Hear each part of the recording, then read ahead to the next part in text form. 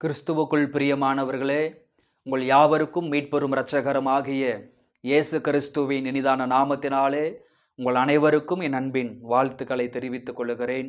அருமையான இந்த காலை பொழுதிலே மீண்டும் ஒரு விசை சமயத்திற்கேற்ற வார்த்தை என்கிற இந்த நிகழ்ச்சியின் மூலமாக கர்த்தருடைய வார்த்தைகளை பகிர்ந்து கொள்வதில் மிகுந்த சந்தோஷப்படுகிறேன். கர்த்தர் ஆசீர்வதிப்பாராக. இந்த நாள் உங்களுக்கு ஆசீர்வாதமாக இருக்கும்படி உங்களை மனதார வாழ்த்துகிறேன். கர்த்தர் மகிமைப்படுவாராக. இந்த நாளிலும் கூட உங்களுக்காக ஒரு வேத வசனத்தை வாசித்து உங்களுக்காக ஜெபிக்க விரும்புகிறேன். யோபுவின் புஸ்தகம் 19ஆம் அதிகாரம் அதனுடைய 25வது வசனத்தை வாசிப்போம். என் மீட்பர் உயிரோடு இருக்கிறார் என்றும் அவர் கடைசி நாளில் பூமியின் மேல் நிற்பார் என்றும் நான் அறிந்திருக்கிறேன் என்று சொன்னார். அன்பானவர்களே, இந்த சமயத்திற்கேற்ற வார்த்தை என்கிற இந்த நிகழ்ச்சியில் இந்த காலை பொழுதிலே ஸ்தோத்திரம், நாம் அறிய வேண்டிய காரியங்கள், விசுவாசிகள் அறிய வேண்டிய காரியங்கள் என்கிற தலைப்பிலே நாம் சிந்திக்க போகிறோம்.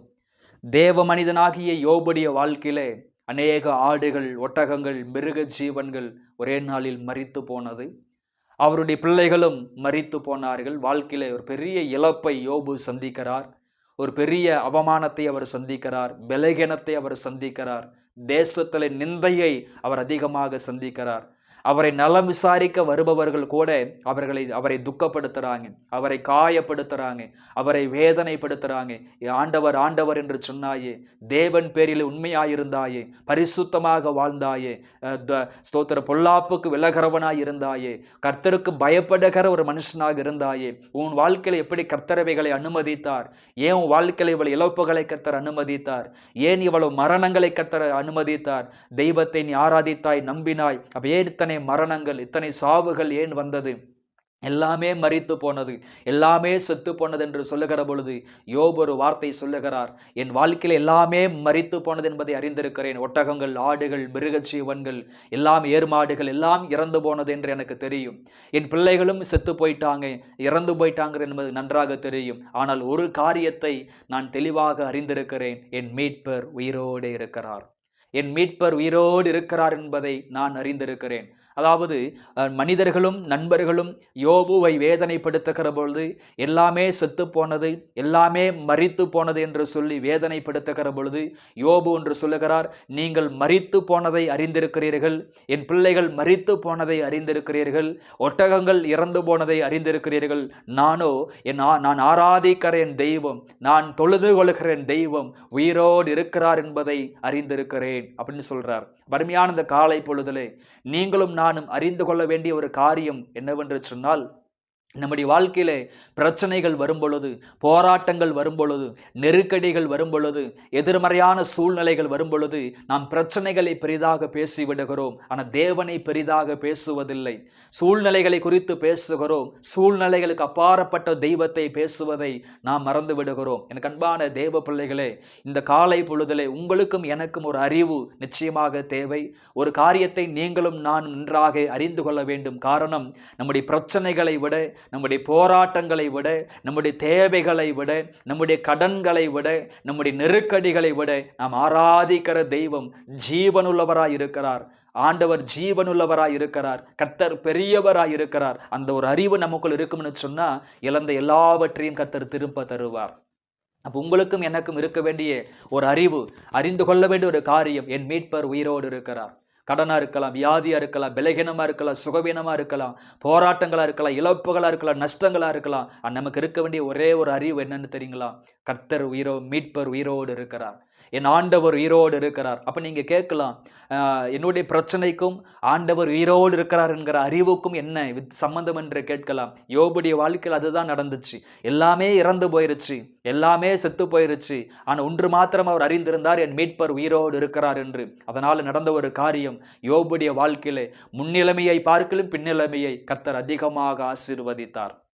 இரட்டிப்பான் இழந்த எல்லாவற்றையும் தேவன் இரட்டத்தனையாக கொடுத்தார் என்று வேதத்திலே வாசிக்கிறோம்.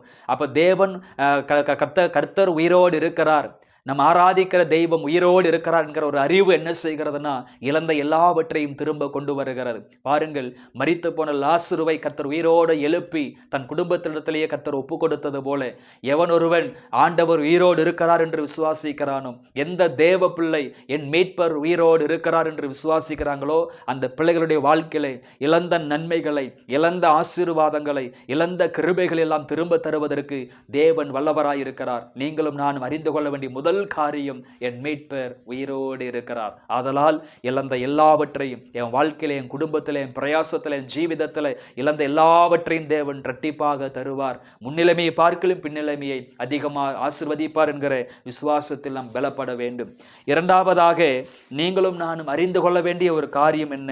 யோவான் 4ஆம் அதிகாரத்தில் 41-42 சொல்லுகிறது, அப்பொழுது அவருடைய உபதேசத்தின் நிமித்தம் இன்னும் அநேகம் பேர் விசுவாசித்து அந்த ஸ்திரியை நோக்கி, உன் சொல்லி நிமித்தம் அல்ல, அவருடைய உபதேசத்தை நாங்களே கேட்டு அவர் மெய்யாகவே கிறிஸ்துவாகிய உலக இரட்சகர் என்று அறிந்து விசுவாசிக்கிறோம் என்றார்கள். கர்த்தருக்கு ஸ்தோத்திரம். இரண்டாவதாக நீங்களும் நானும் அறிந்து கொள்ள வேண்டிய ஒரு காரியம் இருக்கிறது. அதாவது யோவான் 4ஆம் அதிகாரத்திலே சமாரியா ஸ்திரிக்கு ஆண்டவர் சுவிசேஷத்தை சொல்லிக் கொடுக்கிறார், சத்தியத்தை சொல்லிக் கொடுக்கிறார், உபதேசத்தை சொல்லிக் கொடுக்கிறார். பாவியாய் இருந்த அவளை கர்த்தர் மனம் திரும்ப பண்ணுகிறார். அப்பொழுது அவள் புறப்பட்டு போய் அந்த சமாரியா தேசம் எங்கிலும் என்னுடைய வாழ்க்கையில் நடந்த எல்லாவற்றையும் ஒருவர் சொன்னார், என் வாழ்க்கையை அவர் மாற்றி அமைத்தார் என்று சொல்லும் பொழுது அநேகர் அவரை தேடி வந்தாங்க, அநேகர் அவர் மீது விசுவாசம் வைத்தாங்க, அநேகர் இயேசுவை பின்பற்றி வந்தாங்க. அப்ப கூடி வந்த அத்தனை ஜனங்களும் ஒரு வார்த்தை சொல்றாங்க, நீ சொன்னது நிமித்தம் நாங்கள் அவரை அறியவில்லை, அவரே உலக இரட்சகர் என்பதை நாங்கள் அறிந்திருக்கிறோம். அப்ப சமாரியா பட்டணம் ரட்சிக்கப்படுவதற்கு காரணம் என்ன? அவர்கள் உலக இரட்சகரை அறிந்து கொண்டார்கள். ஒரு காலத்தில் இயேசு கிறிஸ்துவே 12 சீடர்களை ஊழியத்திற்கு அனுப்பும்போது ஒரு வார்த்தை சொன்னார், நீங்கள் சமாரிய தேசங்கள் வழியாக போக வேண்டாம், சமாரியா பட்டணத்திற்குள்ளே போக வேண்டாம் என்று சொல்லியிருந்தார். காரணம், ஆண்டவரை அறியாதவங்களா இருந்தாங்க. என்றைக்கு கிறிஸ்து தம்முடைய ஊழியத்திற்குள் வந்தாரோ, அந்த தேசத்திற்குள் போய் ஊழியங்களை செய்ய ஆரம்பித்தாரோ, அந்த ஜனங்கள் கிறிஸ்துவே உலக இரட்சகர் என்பதை அறிந்து கொண்டார்கள். அவரை உலக இரட்சகராக அறிந்து கொண்டதனாலே அந்த முழு தேசத்திற்கும் அந்த ஜனங்களுக்கும் ஒரு ரட்சிப்பு வெளிப்பட ஆரம்பித்தது. என் கண்பானவர்களே, ஒருவேளை உங்கள் கணவனுடைய ரட்சிப்புக்காக, மனைவியினுடைய ரட்சிப்புக்காக, பிள்ளைகளுடைய ரட்சிப்புக்காக, சொந்த பந்தங்களுடைய ரட்சிப்புக்காக ஜெபித்துக் கொண்டிருக்கலாம். ஒருவேளை இன்னும் ரட்சிக்கப்படாத நபர்களை குறித்து நீங்கள் கலங்கி கொண்டிருக்கிறீர்களோ, அதை குறித்து நீங்கள் கவலைப்பட வேண்டாம். சமாரியா பட்டணத்தில் ரட்சிப்பு உண்டானதற்கு காரணமே அவரே உலக இரட்சகர் என்பதை அறிந்த அந்த அறிவுதான் அவர்களுக்குள் ஒரு பெரிய ஒரு எழுப்புதலை கொண்டு வந்தது. அந்த தேசத்தில் இருக்கிற மக்கள் ரட்சிக்கப்படுவதற்கு ஒரு காரணமாக இருந்தது. உங்களை ரட்சித்தவர் அவர்களையும் ரட்சிப்பார் என்கிற விசுவாசத்தில் நீங்கள் பலப்படுங்கள். பாருங்கள், எரிகோ பட்டணத்திலே ராகாப் என்கிற ஒரு பெண்மணி, ஒரு வேசி பெண், 2 பேரை ஏற்றுக்கொண்டு அவங்களை வீட்டுக்குள் பிரவேசிக்க பண்ணி அவர்களை காப்பாற்றி அவள் சொன்ன ஒரு வார்த்தை, இந்த தேசத்தை உங்கள் கைகளில் ஒப்பு கொடுக்கும் பொழுது என்னையும் என் குடும்பத்தையும் நீங்கள் காப்பாற்ற வேண்டும் என்று கேட்டுக்கொண்டால் அந்த எரிகோ பட்டணமே அழிக்கப்பட்ட போதிலும் கூட அந்த ராகாபும் முழு குடும்பமும் காப்பாற்றப்பட்டது என்று வேதத்தில் வாசிக்கிறோம். அப்ப ராகாப் தன்னுடைய குடும்பத்தை ஆதாயப்படுத்தி கொண்டால், சேதமாகாமல் இருந்தால் என்று எபிரேயர் புஸ்தகத்தில் வாசி. அப்ப ராகாபி நிமித்தமா ஒரு குடும்பத்தை ரட்சிப்புகள் கொண்டு வந்தது போல, யோசேப்பின் நிமித்தமா பார்வோனின் வீட்டை ஆசீர்வதித்தது போல, உங்கள் நிமித்தமா நிச்சயமாக உங்கள் கணவரை, உங்கள் மனைவியை, உங்கள் பிள்ளைகளை, உங்கள் சொந்த பந்தங்களை, உங்கள் நண்பர்களை அவர் ரட்சிப்பதற்கு வல்லவராய் இருக்கிறார். அப்ப நீங்க சொல்லணும், என்னை ரட்சித்த தெய்வம் இவரையும் சந்திப்பார், என்னை ரட்சித்தவர் இவரையும் ரட்சிப்பார் என்று நீங்கள் சொல்ல வேண்டும். இரண்டாவது, நான் ஆராதிக்கிற தெய்வம் உலக இரட்சகராய் இருக்கிறபடியால் அநேகரை ரட்சிப்புகளாக நடத்துவார் என்று விசுவாசிங்கள். ரட்சிக்கப்படாத நபர்கள் நிச்சயமாகவே உங்கள் மூலமாக ரட்சிக்கப்படுவார்கள். ஒன்று, அவர் மீட்பர் உயிரோடு இருக்கிறார் என்கிற அறிவு. இரண்டாவது, அவரே உலக இரட்சகர், அவரே சகல ஜனங்களையும் ரட்சிப்புகளாக நடத்துகிறவர் என்கிற ஒரு அறிவு நமக்குள் இருக்குமானால் ரட்சிக்கப்படாதவர்கள் ரட்சிக்கப்படுவதற்கு அது மிகுந்த உதவியாக இருக்கும். கர்த்தருக்கு ஸ்தோத்திரம். மூன்றாவது நமக்கு இருக்க வேண்டிய ஒரு அறிவு என்னவென்று சொன்னால், ஸ்தோத்திரம், ரோமர் 8ஆம் அதிகாரத்தில் 28வது வாக்கியம் சொல்லுகிறது, அன்றியும் அவருடைய தீர்மானத்தின்படி அழைக்கப்பட்டவர்களாய் தேவனிடத்தில் அன்பு கூறுகிறவர்களுக்கு சகலமும் நன்மைக்கு ஏதுவாகவே நடக்கிறது என்று அறிந்திருக்கிறோம். மூன்றாவது, உங்களுக்கும் எனக்கு இருக்க வேண்டிய ஒரு அறிவு, நீங்களும் நானும் அறிந்து கொள்ள வேண்டிய ஒரு காரியம் என்னவென்று சொன்னால், என்னுடைய வாழ்க்கையிலே, என்னுடைய குடும்பத்திலே ஆண்டவருக்கு தெரியாமல் ஒன்றும் நடக்காது. என்னுடைய வாழ்க்கையில, என்னுடைய குடும்பத்துல, என்னுடைய எதிர்காலத்துல தேவன் எதை செய்தாலும் நன்மைக்கு ஏதுவாகவே செய்வார் என்கிற ஒரு அறிவு நமக்கு இருக்கும்னு சொன்னா நம்முடைய வாழ்க்கை மிகுந்த மகிமையாக மாறும், மிகுந்த மகிமையாக மாறும். அப்போ ரோமர் திருச்சபைக்கு எழுதும் பொழுது பவுலடியார் சொல்லுகிறார், அன்றையும் தீர்மானத்தின்படி அழைக்கப்பட்டவர்களுக்கு சகலமும் நன்மைக்கு ஏதுவாகவே நடக்கும். ரட்சிக்கப்பட்டவர்களுக்கு, அபிஷேகம் பெற்றவர்களுக்கு, வேதத்தை தூக்கி சுமக்கிற பிள்ளைகளுக்கு, தெய்வத்தை தொழுது கொள்கிற பிள்ளைகளுக்கு, என் மீட்பர் உயிரோடு இருக்கிறார் என்று விசுவாசிக்கிற பிள்ளைகளுக்கு, என் மீட்பர் உலக இரட்சகர் என்கிற அறிவுள்ள பிள்ளைகளுக்கு அவர் உண்மையாகவே சகலத்தை நன்மைக்கு ஏதுவாகவே செய்வார். யோபுடைய வாழ்க்கையிலே இழப்புகள், நஷ்டங்கள், வேதனைகள் வந்த பொழுது அநேகர் சொன்னாங்க, நீ தேவனை தூஷிக்கலாமே, மனைவியை சொன்னால் தேவனை தூஷித்து உயிரை விடும் என்று சொன்னால் அவர் சொன்ன ஒரே ஒரு காரியம், கர்த்தர் கொடுத்தார், கர்த்தர் எடுத்தார், கர்த்தருடைய நாமத்திற்கு ஸ்தோத்திரம், தேவன் கையில் நன்மையை பெற்று நாம் தீமையும் பெற வேண்டாமோ என்று சொன்னார். காரணம் அவருக்கு நன்றாக தெரியும், என் வாழ்க்கையில எவ்வளவு இழப்புகளை அவர் தருகிறார் என்று சொன்னால், இவ்வளவு இழப்புகளை கர்த்தர் அனுமதிக்கிறார் என்று சொன்னால், இழந்த எல்லாவற்றையும் திருப்பி தருவதற்கு என் தேவன் வல்லமையுள்ளவராய் இருக்கிறார். என் வாழ்க்கையில நடந்த எல்லா தீமைகளையும் நன்மைக்கு ஏதுவாக மாற பண்ணுவதற்கு அவர் வல்லமையுள்ள தேவனாய் இருக்கிறார். யோசேப்பு தன் சகோதரன்மார்களுக்கு தன்னை வெளிப்படுத்தும் பொழுது ஒரு காரியத்தை செய்த சொன்னார், நீங்கள் எல்லோரும் எனக்கு தீமை செய்தீர்கள், என் கர்த்தரோ அதை நன்மைக்கு ஏதுவாக மாற பண்ணினார். என் அன்பான தேவ பிள்ளைகளே, என் வாழ்க்கையில, என் குடும்பத்தில், என் பிரயாசத்தில், என் ஜீவிதத்தில், என் ஊழியத்தில் எல்லாமே தீமைக்கு ஏதுவாகவே நடக்கிறது என்று சிந்தித்துக் கொண்டிருக்கிறீர்களோ, நீங்கள் ஆராதிக்கிற தெய்வம் எல்லா தீமைகளையும் நன்மைக்கு ஏதுவாக மாற பண்ணுகிற தெய்வம், எல்லா புலம்பலையும் ஆனந்த களிப்பாக மாற பண்ணுகிற தெய்வம், எல்லா துக்கங்களையும் சந்தோஷமாக மாற பண்ணுகிற தெய்வம், அவர் காலங்களையும் சமயங்களையும் அனுகூலமாக்குகிற தெய்வம். ஸ்தோத்திரம். சூழ்நிலைகள் எல்லாம் அனுகூலமாக்குகிற தேவனாய் இருக்கிறார். நண்பானவர்களே, ஒருவேளை மிகுந்த விரக்தியோடு சோர்வோடு இந்த வார்த்தைகளை கேட்டுக்கொண்டிருக்கிறீர்களோ, ஆண்டவருடைய அனுமதி இல்லாமல், ஆண்டவருக்கு தெரியாமல் உங்கள் வாழ்க்கையில் ஒன்றும் நடக்காது. அவர் எதை செய்தாலும் நன்மைக்கு ஏதுவாகவே செய்வார். எதை அனுமதித்தாலும் உங்கள் வாழ்க்கையில் அவர் நன்மைக்கு ஏதுவாகவே செய்வார் என்பதை நீங்கள் அறிந்து கொள்ளுங்கள். ஆண்டவர் உங்களை ஆசீர்வதிப்பாராக. நம் யாவரும் கண்களை மூடி ஜெபிப்போம். எங்களை அளவுக்கு அதிகமாய் நேசிக்கிற எங்கள் அன்பின் பரலோக பிதாவே, ஆசீர்வாதமான இந்த காலை பொழுது நன்றி.